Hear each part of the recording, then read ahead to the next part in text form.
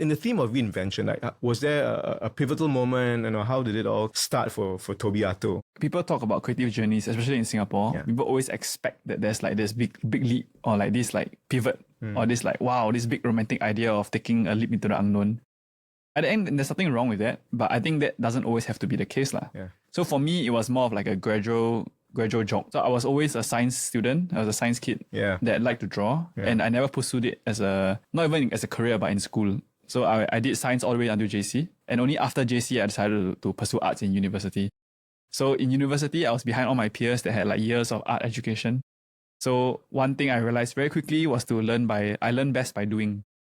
So I started taking on freelance projects and gradually learning the different softwares. I started enjoying the freelance process in terms of getting projects to do, learning the softwares, seeing my work out there in the wild. And then thereafter, that slowly kind of progressed into a career. So it's more about that slow next step, as opposed to like a whoop, 3-point turn, whoop. Yeah, so there was none of that cool like drifty Vin Diesel drifting. No, there wasn't. So it's just a slow trudge on, and then some higher than others, but then it was just trudging along. What was your mindset? If you kind of go back before in the theme of reinvention on just kind of trudging along or just putting the work, to get better. What was your mindset? What was going on through your mind as you were kind of journeying through these changes and transitions? Now my probably mindset is probably quite vastly different. But I think looking back when I first started, it was more incremental steps. So when I first started, it was just to learn the software. Okay. So to take on freelance projects to learn. Like I want to learn how to use Illustrator, I go and learn how to make a logo, for my friend or like a casual haul thing. Yeah. And then thereafter, it was learning how to do a mural. When a mural, there's technicalities to it, doing a digital illustration, transferring onto the wall. Learning how to do that, I took on a mural project. I reached out to a cafe, did my first mural.